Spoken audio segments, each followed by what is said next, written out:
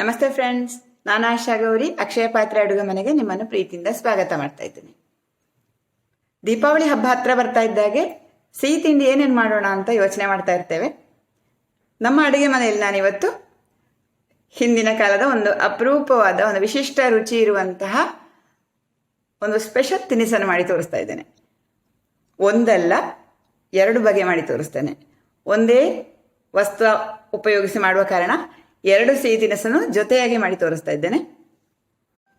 ನಾನು ಹಿಂದೊಮ್ಮೆ ಒಂದು ಅಡಿಗೆ ಮಾಡ್ತಾ ಹೇಳಿದ್ದೆ, ರುಚಿಯಾದ ಹಲಸಿನ ಹಣ್ಣು ತಿಂದು ಬೀಜವನ್ನು ಬಿಸಾಡಬೇಡಿ, ಚೆನ್ನಾಗಿ ತೊಳೆದು ನೆರಳಲ್ಲಿ ಒಣಗಿಸಿಡಿ ಅಂತ. ಇವತ್ತು ಆ ಹಲಸಿನ ಬೀಜದಿಂದ ನಾನು ಒಂದು ಹೋಳಿಗೆ ಹಾಗೂ ಇನ್ನೊಂದು ಸುಕ್ಕಿನುಂಡೆ ಅಂತ ಒಂದು ಉಂಡೆ ಮಾಡಿ ತೋರಿಸ್ತೇನೆ. ಇದನ್ನು ನಾವು ಸುಕ್ಕುರುಂಡೆ ಅಂತ ಕೂಡ ಕರಿತೇವೆ. ಈ ಎರಡೂ ಸಿಹಿ ತಿನಿಸುಗಳನ್ನು ಮಾಡೋದು ಹೇಗೆ ಅಂತ ಈಗ ನೋಡ್ಕೊಳ್ಳಿ.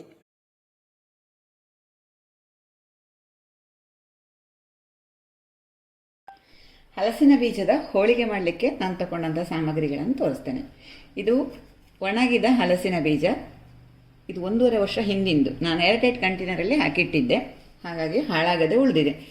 ನೋಡಿ, ಇದನ್ನು ಸಿಪ್ಪೆ ತೆಗೆದು ಉಪಯೋಗಿಸಬೇಕು. ಈ ಥರ ಸಿಪ್ಪೆ ತೆಗಿಬೇಕು. ಇದು ಒಂದು ದೊಡ್ಡ ಬೌಲ್ ತಗೊಂಡಿದ್ದೇನೆ. ಆಮೇಲೆ 1 ಕಪ್ಪು ತೆಂಗಿನಕಾಯಿ ತುರಿ, ಹಸಿಯಾದ ತೆಂಗಿನಕಾಯಿ ತುರಿ. ಇದು ಬೆಲ್ಲ, ಸ್ವಲ್ಪ ಉಪ್ಪು. ಇದು 2 ಗಂಟೆ ನೆನೆಸಿದಂಥ ದೋಸೆ ಅಕ್ಕಿ 1 ಕಪ್ಪು. ಇಷ್ಟು ಸಾಮಗ್ರಿಗಳನ್ನು ತಗೊಂಡಿದ್ದೇನೆ. ಹೋಳಿಗೆ ಮಾಡಲಿಕ್ಕೆ ತುಪ್ಪ ಬೇಕು. ಇದೊಂದು ಸ್ವಲ್ಪ ತುಪ್ಪ ಕೂಡ ಬಳಸ್ತಾ ಇದ್ದೇನೆ. ಈ ಥರ ಇದ್ದ ಒಣಗಿದ ಹಲಸಿನ ಬೀಜವನ್ನು ನೋಡಿ, ಹೀಗೆ ಸಿಪ್ಪೆ ತೆಗೆದು ಇಲ್ಲಿ ಇಟ್ಟಿದ್ದೇನೆ. ಪೂರ್ತಿಯಾಗಿ ಸಿಪ್ಪೆ ತಗೊಂಡಿದ್ದೇನೆ. ಇದನ್ನು ಒಣಗಿಸಲಿಕ್ಕೆ ನಾವು ಹಲಸಿನ ಹಣ್ಣು ತಿಂದು ಬೀಜವನ್ನು ತೊಳೆದು ನೆರಳಲ್ಲಿ ಒಣಗಿಸಿ ಏರ್ಟೈಟ್ ಕಂಟೈನರಲ್ಲಿ ಹಾಕಿ ಇಟ್ಟರೆ ಸಾಕಷ್ಟು ಸಮಯ ಇದು ಹುಟ್ಟುವುದಿಲ್ಲ ನೋಡಿ. ಆಮೇಲೆ ನಾವು ಇಡುವಾಗ ಸಹ ಅಷ್ಟೇ, ಇದು ಕಟ್ಟಾದಂಥ ಸಿಪ್ಪೆ ಕಟ್ಟಾದಂಥದ್ದು ಅಥವಾ ತುಂಡಾದಂಥದ್ದನ್ನು ಸ್ಟೋರ್ ಮಾಡಲಿಕ್ಕೆ ಇಡಬಾರ್ದು.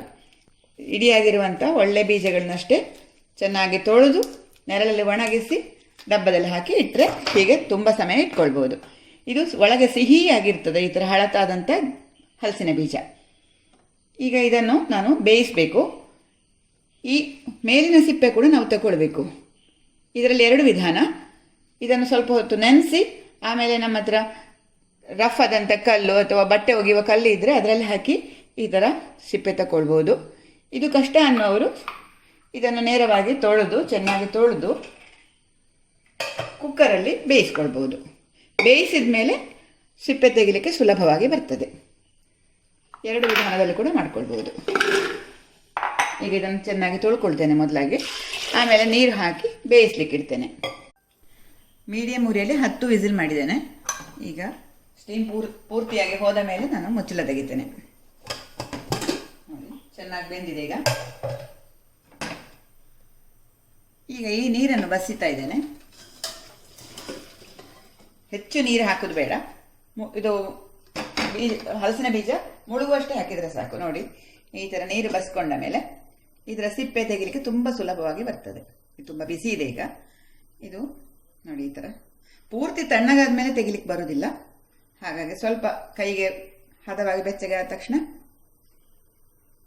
ನೋಡಿ ಈ ಥರ ತೆಗಿಲಿಕ್ಕೆ ಬರ್ತದೆ. ಇದು ಪೂರ್ತಿಯಾಗಿ ಈಗ ಬೀಜದ ಸಿಪ್ಪೆ ತಗೊಳ್ತೇನೆ ನಾನು. ಹಲಸಿನ ಬೀಜದ ಸಿಪ್ಪೆ ಪೂರ್ತಿ ತೆಗೆದೆ ನೋಡಿ, ಈ ಥರ. ಈಗ ಇದನ್ನು ನಾನು ಗ್ರೈಂಡ್ ಮಾಡ್ಕೊಳ್ತೇನೆ. ನೀರು ಹಾಕುವುದು ಬೇಡ, ಮಿಕ್ಸಿ ಜಾರಿಗೆ ಹಾಕ್ಕೊಂಡು ಪುಡಿ ಮಾಡ್ಕೊಳ್ಬೇಕು. ಒರಳಲ್ಲಿ ಹಾಕಿ ಪುಡಿ ಮಾಡ್ಕೊಳ್ಬೋದು ಅಥವಾ ಈ ಥರ ಮಿಕ್ಸಿ ಜಾರಿಗೆ ಹಾಕ್ಕೊಂಡು ಪುಡಿ ಮಾಡ್ಕೊಳ್ಬೋದು. ಪುಡಿ ಮಾಡುವಾಗ ಒಂದು ಸ್ವಲ್ಪ ಪುಡಿ ಮಾಡಿ ಆದಮೇಲೆ ಕಾಯಿ ತುರಿ ಮತ್ತು ಬೆಲ್ಲ ಹಾಕ್ಕೊಳ್ತೇನೆ. ನೋಡಿ, ಈ ಥರ ಪುಡಿ ಆಗಿದೆ. ಇದರ ಜೊತೆಗೆ ಈಗ ತೆಂಗಿನಕಾಯಿ ತುರಿ ಹಾಕ್ಕೊಳ್ತಾ ಇದ್ದೇನೆ. ಹಲಸಿನ ಬೀಜ ಪೂರ್ತಿ ತಣ್ಣಗಾಗೋ ತನಕ ಕಾಯೋದು ಬೇಡ. ಈಗ ಬೆಲ್ಲ ಹಾಕ್ಕೊಳ್ತೇನೆ. ಸ್ವಲ್ಪ ಬಿಸಿ ಇದ್ದಾಗಲೇ ಪುಡಿ ಮಾಡಿಕೊಳ್ಳಿಕ್ಕೆ ಸುಲಭ ಆಗ್ತದೆ. ಬೆಲ್ಲ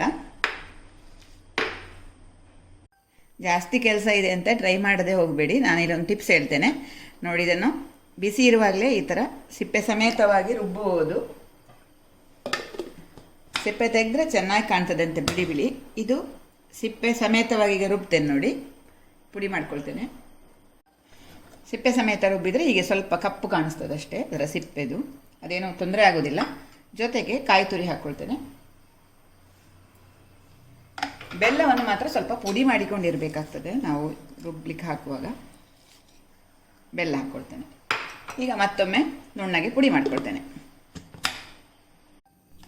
ನೋಡಿ, ಈ ಥರ ನುಣ್ಣಗೆ ರುಬ್ಬಿಕೊಂಡಿದ್ದೇನೆ. ಬೆಲ್ಲ ಜಾಸ್ತಿ ಆದರೆ ಅಥವಾ ಕಂಟಿನ್ಯೂಸ್ ಮಿಕ್ಸ್ ಜಾರಲ್ಲೇ ತಿರುಗಿಸಿದರೆ ಸ್ವಲ್ಪ ಬಿಸಿ ಆದಾಗ ಇದು ಸ್ವಲ್ಪ ನೀರಾಯಿತು ಅಂತ ಅನಿಸ್ಬೋದು. ಅಂಥ ಸಂದರ್ಭದಲ್ಲಿ ಅದನ್ನು ಸ್ವಲ್ಪ ಹೊತ್ತು ಫ್ರಿಜ್ಜಲ್ಲಿ ಇಟ್ಕೊಂಡು ಗಟ್ಟಿ ಮಾಡ್ಕೊಳ್ಳಿ. ಫ್ರಿಜ್ಜಲ್ಲಿ ಇಟ್ಟರೆ ಗಟ್ಟಿ ಆಗ್ತದೆ, ಫ್ರಿಜ್ಜಲ್ಲಿ ಇಟ್ಕೊಳ್ಬೋದು. ಇದು ನಾನು ಆಗ ರುಬ್ಬಿದಂಥ ಹಿಟ್ಟು ನೋಡಿ, ಇದು ಬೆಳ್ಳಗೆ ಕಾಣಿಸ್ತದೆ. ಇದರಲ್ಲಿ ಒಂದು ಸ್ವಲ್ಪ ಕಪ್ಪು ಬಣ್ಣ ಬರ್ತದೆ, ಅಷ್ಟೇ ವ್ಯತ್ಯಾಸ. ಸಿಪ್ಪೆ ತೆಗೆದ್ರೆ ಮತ್ತು ಸಿಪ್ಪೆ ಇದ್ದರೆ. ಈಗ ಇದನ್ನು ಬದಿಗಿಟ್ಟು ಇದು ನಾನು ಇದಕ್ಕೆ ಹೋಳಿಗೆಗೆ ನಾವು ಇದರಲ್ಲಿ ಮೈದಾ ಹಿಟ್ಟಿನ ಕಣಕ ಬಳಸ್ತಾ ಇಲ್ಲ. ಅದರ ಬದಲಾಗಿ ನೆನೆಸಿದ ಅಕ್ಕಿಯನ್ನು ರುಬ್ಬಿಕೊಳ್ತೇವೆ. ಇದು ದೋಸೆ ಹಿಟ್ಟಿನ ಹಾಗೆ ರುಬ್ಬಿಕೊಳ್ಬೇಕು. ಸ್ವಲ್ಪ ನೀರು ಹಾಕಿ ಆಮೇಲೆ ಉಪ್ಪು ಹಾಕ್ತಾ ಇದ್ದೇನೆ. ಸ್ವಲ್ಪ ಉಪ್ಪು ಹಾಕಿ ಇದನ್ನು ನುಣ್ಣಗೆ ರುಬ್ಬಿಕೊಳ್ತೇನೆ. ಈಗ ನುಣ್ಣಗೆ ರುಬ್ಕೊಂಡಾಯಿತು. ಸ್ವಲ್ಪ ದಪ್ಪಕ್ಕೆ ಇದೆ. ಇನ್ನೊಂದು ಸ್ವಲ್ಪ ನೀರು ಹಾಕ್ತಾ ಇದ್ದೇನೆ. ದೋಸೆ ಹಿಟ್ಟಿಗಿನ ಸ್ವಲ್ಪ ನೀರಾಗಿರಲಿ, ಅಷ್ಟು ಸಾಕು. ಸ್ವಲ್ಪ ತೆಳು ಮಾಡಿದರೆ ಸಾಕು. ಉಪ್ಪು ಹಾಕಿ ರುಬ್ಬಿಕೊಂಡಿದ್ದೇನೆ ಅಕ್ಕಿಯನ್ನು.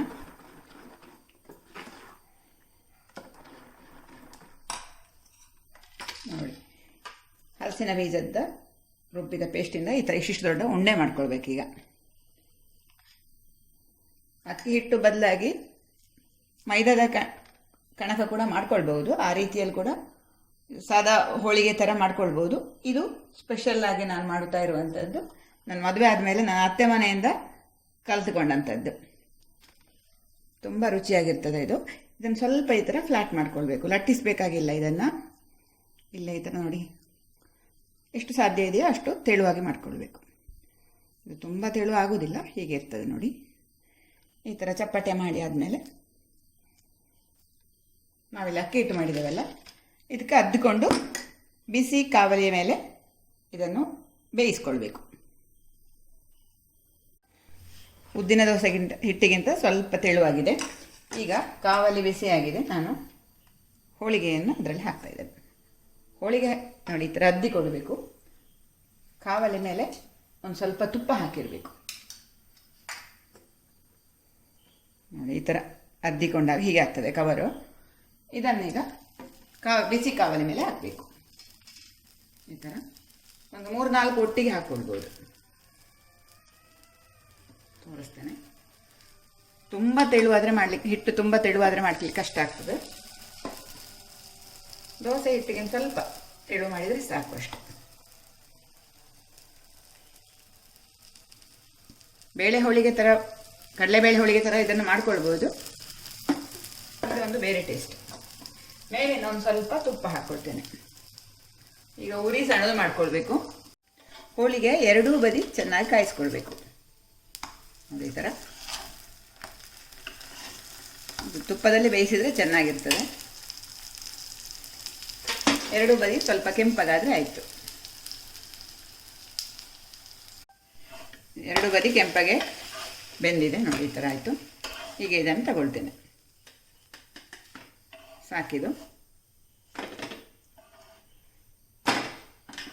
ಈ ಹೋಳಿಗೆಯನ್ನು 1-2 ದಿವಸ ಇಟ್ಕೊಂಡು ತಿನ್ಬೋದು, ಏನು ತೊಂದರೆ ಇಲ್ಲ. ಬೇಕಾದಾಗ ಪುನಃ ಬಿಸಿ ಮಾಡ್ಕೊಂಡು ಕೂಡ ತಿನ್ಬೋದು. ಆ ಥರ ಮಾಡ್ಕೊಳ್ಬೋದು.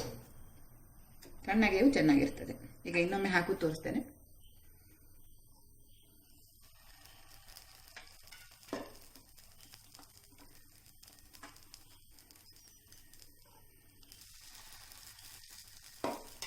ಮೇಲೆ ನಾನು ಸ್ವಲ್ಪ ತುಪ್ಪ ಹಾಕ್ಕೊಳ್ತೇನೆ.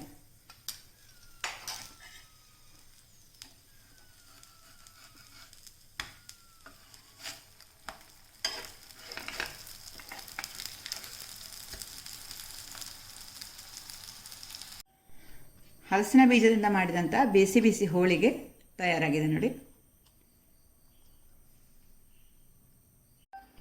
ಹೋಳಿಗೆಗೆ ಮಾಡಿದಂಥ ಹಲಸಿನ ಬೀಜದ ಹೂರಣ ಇದು.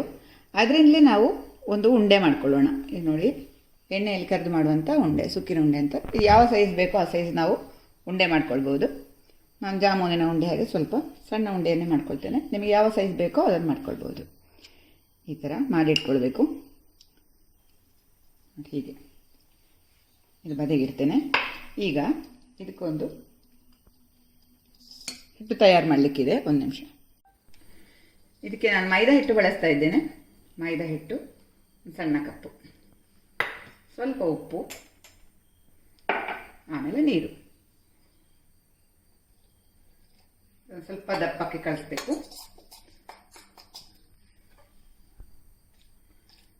ಆಲೂ ಬೋಂಡ ಮಾಡಲಿಕ್ಕೆ ಹೇಗೆ ಕಲಿಸ್ಕೊಳ್ತೇವೋ, ಕಡಲೆ ಹಿಟ್ಟು ಕಲಿಸ್ತೇವೋ ಆ ಥರ ಆ ಹದಕ್ಕೆ ಕಲಿಸ್ಕೊಳ್ಬೇಕು.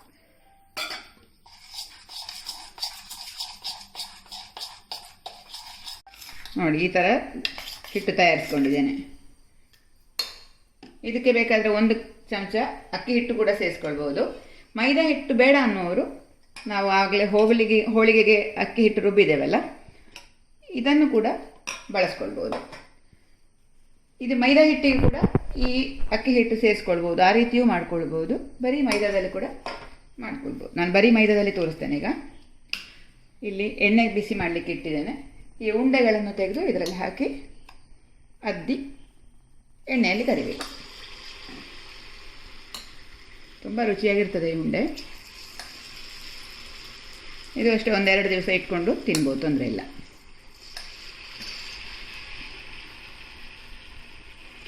ಅಕ್ಕಿ ಹಿಟ್ಟಿನ ಅದರಲ್ಲೂ ಅದ್ದಿ ತೋರಿಸ್ತೇನೆ. ಇದು ಮೈದಾದ್ದು.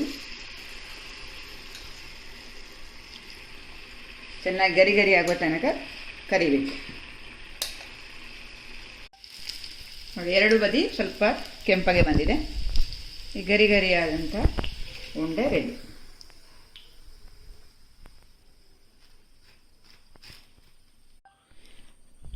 ಹೋಳಿಗೆಗೆ ನಾವು ಕಣಕವಾಗಿ ಬಳಸಿದಂಥ ಅಕ್ಕಿ ಹಿಟ್ಟಿನ ಈ ಮಿಶ್ರಣದಲ್ಲಿ ಉಂಡೆ ಅದ್ದಿ ಕರಿತೇನೆ. ಇನ್ನೊಂದ್ಸಲ ತೋರಿಸ್ತೇನೆ.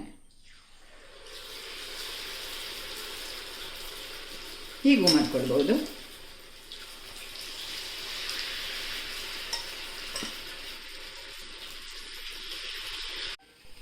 ನೋಡಿ, ಈ ಥರ ಇದು ಸಹ ಗರಿ ಗರಿಯಾಗಿ ಬಂದಿದೆ ನೋಡಿ. ಇದು ಚೆನ್ನಾಗಿರ್ತದೆ.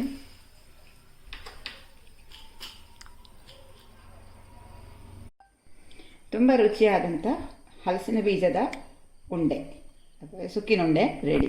ನೋಡಿ, ತುಂಬ ಪರಿಮಳಯುಕ್ತವಾಗಿದೆ. ಸ್ನೇಹಿತರೆ, ನಾನಿವತ್ತು ಮಾಡಿ ತೋರಿಸಿದಂಥ ಹಿಂದಿನ ಕಾಲದ ಸಾಂಪ್ರದಾಯಿಕ ಅಡುಗೆಗಳೆರಡು ನಿಮಗೆ ಇಷ್ಟ ಆಯಿತು ಅಂತ ಅಂದ್ಕೊಳ್ತೇನೆ. ಇಷ್ಟ ಆದರೆ ಒಂದು ಲೈಕ್ ಒತ್ತುವುದರೊಂದಿಗೆ ಈ ವಿಡಿಯೋವನ್ನು ನಿಮ್ಮ ಮಿತ್ರರಿಗೆ ಶೇರ್ ಮಾಡಿಕೊಳ್ಳಿ. ಹೊಸಬರು ನನ್ನ ವಿಡಿಯೋ ನೋಡ್ತಾ ಇರೋರಾದರೆ ನಮ್ಮ ಅಕ್ಷಯ ಪಾತ್ರ ಅಡುಗೆ ಮನೆ ಚಾನಲನ್ನು ಸಬ್ಸ್ಕ್ರೈಬ್ ಮಾಡ್ಕೊಳ್ಳಿ. ಸಬ್ಸ್ಕ್ರೈಬ್ ಮಾಡೋದ್ರ ಜೊತೆಗೆ ಬದಿಯಲ್ಲಿರುವ ಗಂಟೆ ಚಿತ್ರ ಅಥವಾ ಬೆಲ್ ಐಕಾನ್ ಒತ್ತಿದಾಗ ನಾನು ಮಾಡಿದ ಹೊಸ ಅಡುಗೆ ನಿಮಗೆ ಆ ಕೂಡಲೇ ನೋಡ್ಕೊಳ್ಬೋದು. ಹಾಗಾಗಿ ಸಬ್ಸ್ಕ್ರೈಬ್ ಮಾಡೋದ್ರೊಂದಿಗೆ ಬೆಲ್ ಐಕಾನ್ ಒತ್ತಿಕೊಳ್ಳುವುದನ್ನು ಮರಿಬೇಡಿ. ಧನ್ಯವಾದಗಳು. Thank you.